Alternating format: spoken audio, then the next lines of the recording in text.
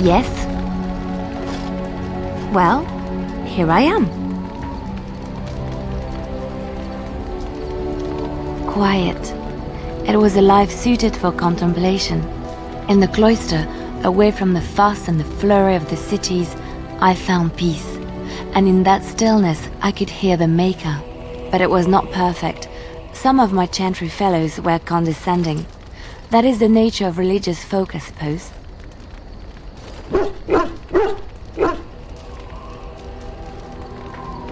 When I talked about my beliefs, that the Maker reveals himself in the beauty of his world, they treated me with disdain.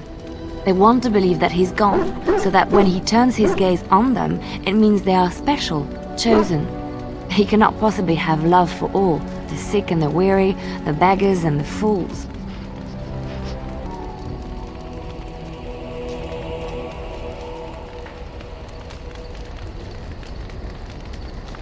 What can I say to them? What they believe is what the chantry says, and the chantry is infallible, yes? Maybe I am wrong. But it is the Maker's place to decide if I am worthy, not men, not the chantry. But there is work to be done, and I have talked enough for now.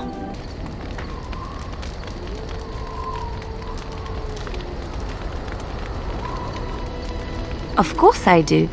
I love stories far too much to keep them to myself. Everyone should be able to benefit from them, I think.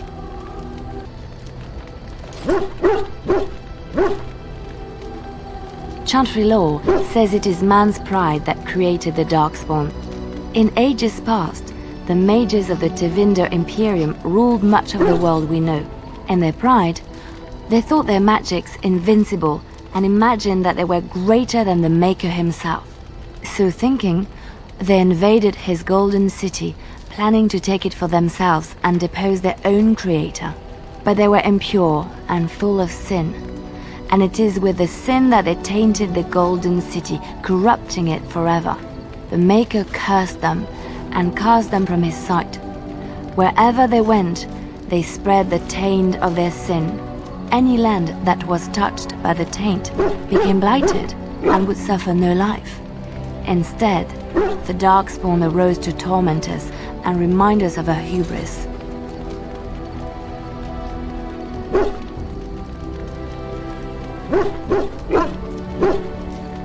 I know one, told to me by my mother a long time ago.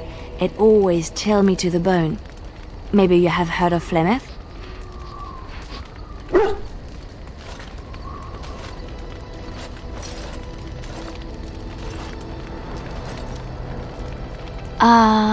Are you sure? Was she the Flemeth of legend? Flemeth, the devourer of men? Flemeth, mother of witches? Flemeth, demon-touched, who dwells in the mists?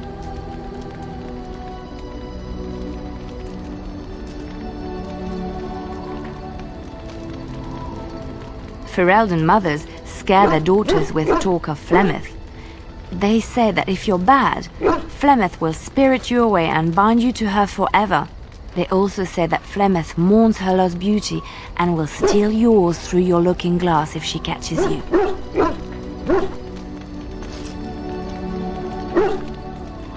Flemeth's beauty was known throughout the land. She had hair like unto a moonless night, skin as pale as winter's first snow, and eyes as beautiful and perilous as the sea. When she came of age, she came to the attention of the Lord of Highever, Conobar, and he took her for his wife. Conobar soon learned that his young bride had the gift of magic. He kept this a secret, for he feared that she would be taken from him. Flemeth stayed with Conobar for some years, and with his blessing, she practiced her art. And then one day, a young poet named Osen came to the castle. Flemeth was captivated by Osen's voice, and he by her beauty, and they fell in love.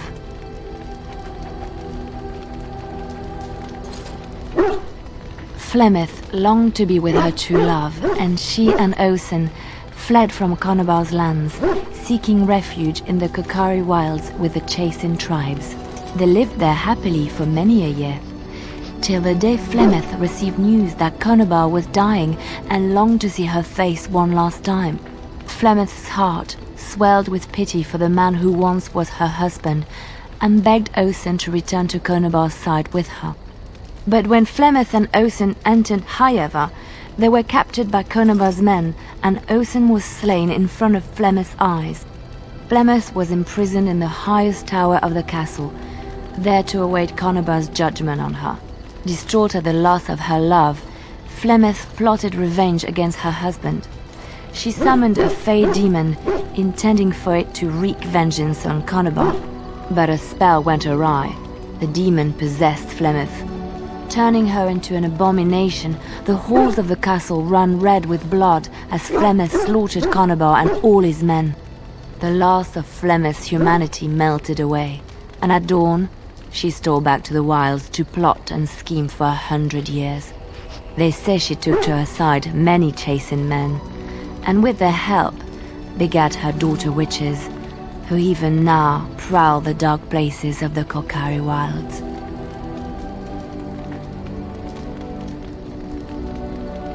Which one? I know little about your people, but I may be misinformed, and I would hate to offend you.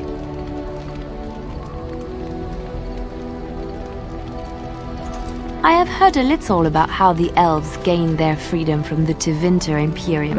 When Andraste began her exalted march against the Imperium, the elves joined her cause to fight their masters.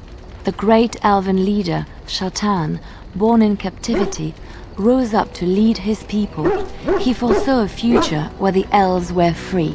Shatan was killed when Andraste was betrayed, but the elves continued to fight, eventually breaking free of the Imperium.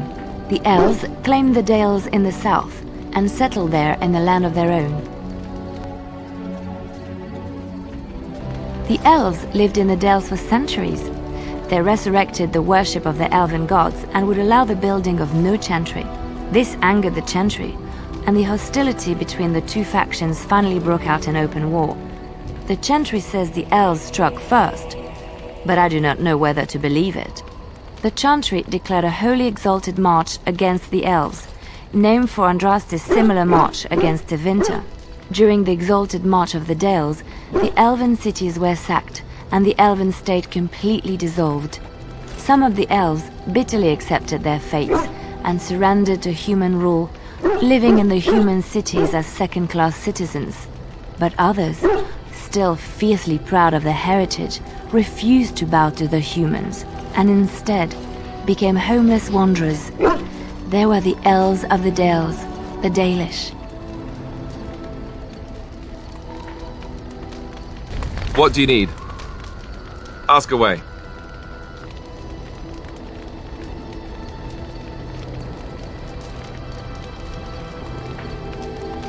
Have you seen the uniform?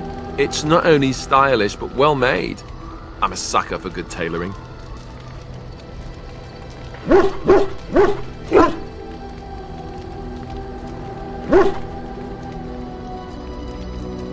Oh, you aren't kidding.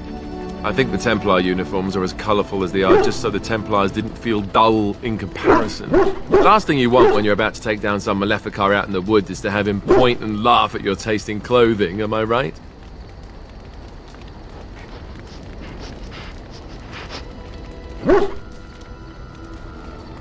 You don't really want to know about my being a Templar, do you? It's really quite boring.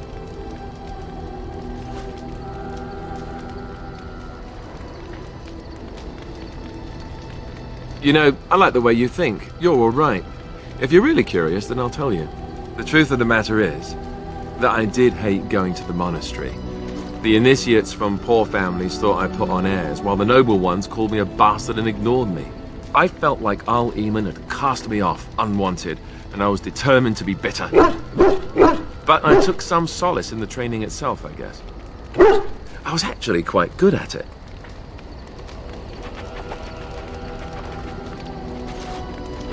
The education, mostly, but also the discipline. You need to have a disciplined mind in order to use the abilities we have. It was difficult, but rewarding. I never really felt at home anywhere, though. until I joined the Grey Wardens. And Duncan felt my Templar abilities might be useful when we encountered Darkspawn magic, so I kept it up. What about you? Do you have anywhere you consider home?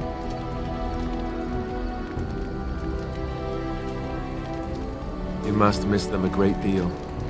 Duncan and the Grey Wardens are the closest I ever got to that kind of family. We won't always be traveling like this, you know.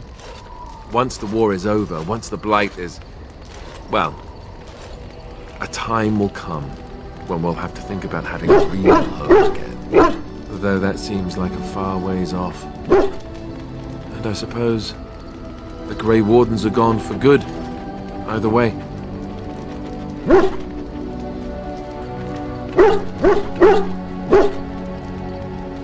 I suppose you're right. We can create new Grey Wardens, but we'll never get back those we lost. I wonder if it would ever feel the same. Anyhow, now I've sidetracked us. We'd better get back to what we're supposed to be doing right now. What do you need? Ask away. Such as they are.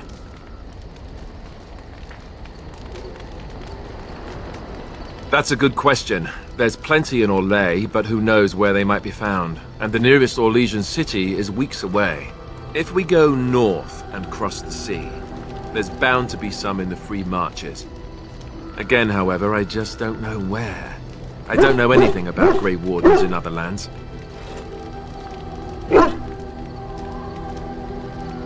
Here in Ferelden, there's our compound in Denerim at the palace, but that's it.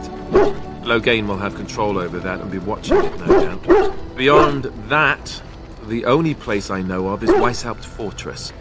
That's the headquarters of all Grey Wardens in the Anderfelds, 1,000 miles from here. But I've no idea how to even contact them. So unless we try to get back to the compound in Denerim, I suppose the answer is no. There's nowhere for us to go.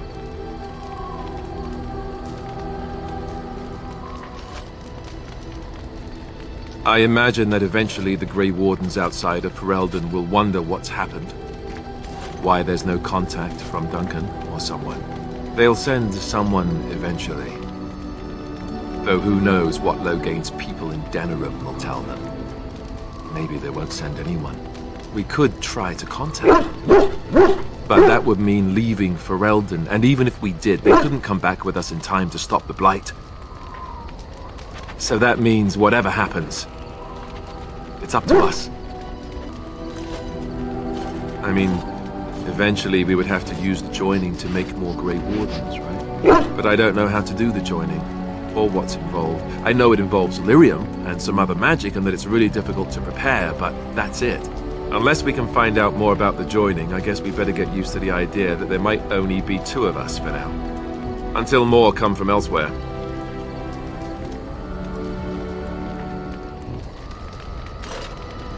Just left? You mean just left Ferelden? I don't know. If there's an archdemon, however, we're supposed to be the only ones who can defeat it. And that means the Blight would grow unchecked. Eventually, other Grey Wardens in Orlais and other lands would hear about it, and they would come to fight it, but they wouldn't come in time to save Ferelden. There's no way. I'm not going anywhere. About the Grey Wardens, anyhow. Fair enough. What do you need? Ask away. You never asked? All right. If you want the full explanation, I'll give it to you. The thing is, I'm used to not telling anyone who didn't already know. It was always a secret. Even Duncan was the only Grey Warden who knew. And then after the battle, when I should have told you, I don't know, it seemed like it was too late by then. How do you just tell someone that?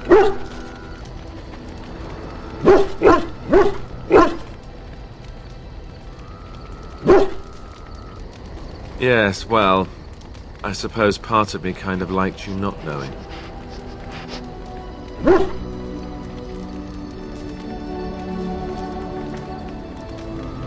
They treat me differently. I become the bastard prince to them, instead of just Alistair. I know that must sound stupid to you, but I hate that it shaped my entire life. I never wanted it, and I certainly don't want to be king. The very idea of it terrifies me. For all the good it does me, my blood seems certain to haunt me no matter what I do. I guess I should be thankful that Al-Eman is far more likely to inherit the throne. If he's alright. Oh, I hope he's alright. And for what it's worth, I'm sorry for not telling you sooner. It was a dumb thing to do. I guess it's kind of a relief that you know now. Let's go. What do you need? Ask away. Essentially, they're trained to fight. The Chantry would tell you that the Templars exist simply to defend. But don't let them fool you. They're an army. The other main purpose for a Templar is, of course, to hunt mages. To that end, we train in talents that drain mana and disrupt spells.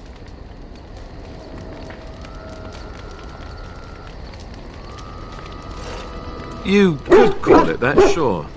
The Chantry doesn't look on it the same way, however, since really our talents only work on mages. Against a regular person, I'm just a guy in a metal suit.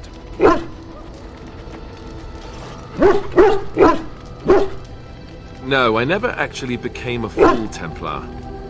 Duncan recruited me before I took my vows. I was only present during one harrowing. That was all I needed, too. I don't know how anyone could get through that. The girl they tested, she had a demon put inside her to see if she could resist. And she couldn't. We had to end it quickly. I have to say I didn't have much interest in becoming a Templar after that. You'd think that, but it's not so. The Chantry keeps a close rein on its Templars. We are given lyrium to help develop our magical talents, you see. Which means we become addicted. And since the Chantry controls the lyrium trade with the dwarves, well, I'm sure you can put two and two together.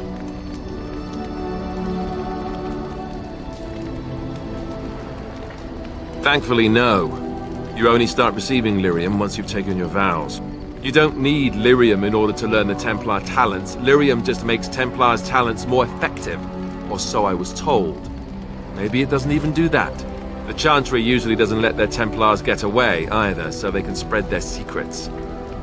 I'm a bit of an exception. Lucky me. This is my mother's amulet. It has to be. But why isn't it broken? Where did you find it?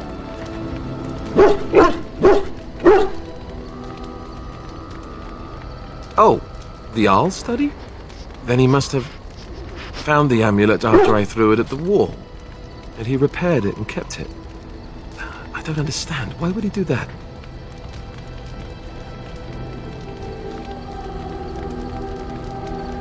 Maybe he did. He might even have brought it with him one of those times he came to see me at the monastery. Not that I would have given him a chance, as belligerent as I was to him. Thank you. I mean it. I thought I'd lost this to my own stupidity. I'll need to talk to him about this if he recovers from his... When he recovers, that is. I wish I'd had this a long time ago. Did you remember me mentioning it? Wow. Huh. I'm more used to people not really listening when I go on about things.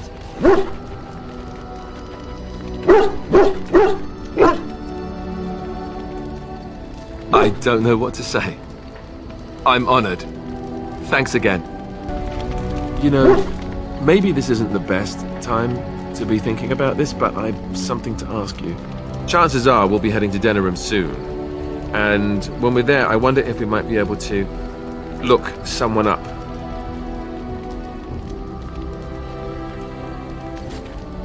I'm not talking about a friend, exactly. And no, it's not that sort of friend either. The thing is, I have a sister, a half-sister. I told you about my mother, right? She was a servant at Redcliffe Castle and she had a daughter. Only, I never knew about her. I don't think she knew about me either. They kept my birth a secret after all. But after I became a Grey Warden, I did some checking and, well, I found out she's still alive. In Denerim.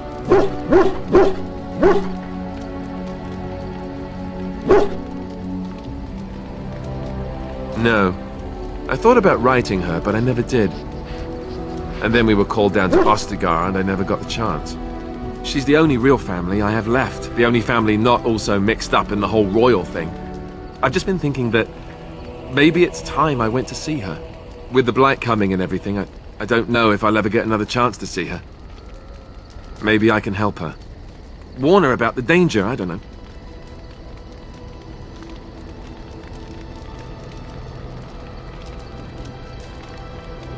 I'm not sure. I don't know anything about her except her name and where she lives. Her name is Goldana, and I think she remarried but still lives just outside the alienage. If we're in the area, then, well, it's worth a look.